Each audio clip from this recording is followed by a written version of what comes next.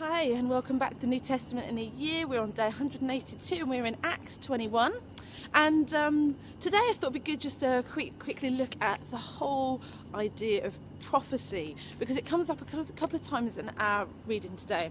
One of the things we read in chapter 9 is about this guy and called Philip, and he's got 4 unmarried daughters who prophesy. No big deal maybe, except if you remember at the very beginning of Acts, in that great sermon that Peter preached, he referred to a prophecy in Joel where it talked about the time coming where the Spirit would be poured out on all people, and that men and women, sons and daughters, would prophesy. And so here it's just like another clue, if we needed it, that it's happening. The stuff that was prophesied by Joel is happening. The kind of evidence of the Spirit being poured out is that people will prophesy. That's one of the things. And later on we see it again in this chapter. So a little funny thing today is, do you expect to hear from God? Because every single one of us that knows him can hear his voice.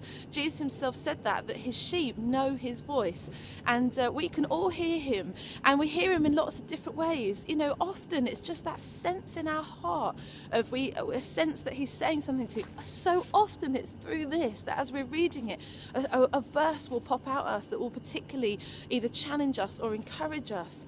But I just want to encourage us that we can be hearing him for other people, and that's something that every single one of us can do.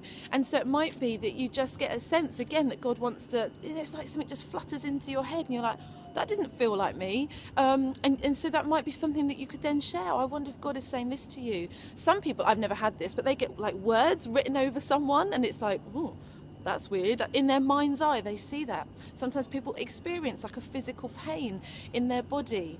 Often, I find one of the ways that God speaks to me is through his word for other people. So I'll be praying for someone, and what will happen is I'll get a couple of words, and I think that's from the Bible, and then I look it up, I Google it, I look up those words and add in the word Bible and see what it is.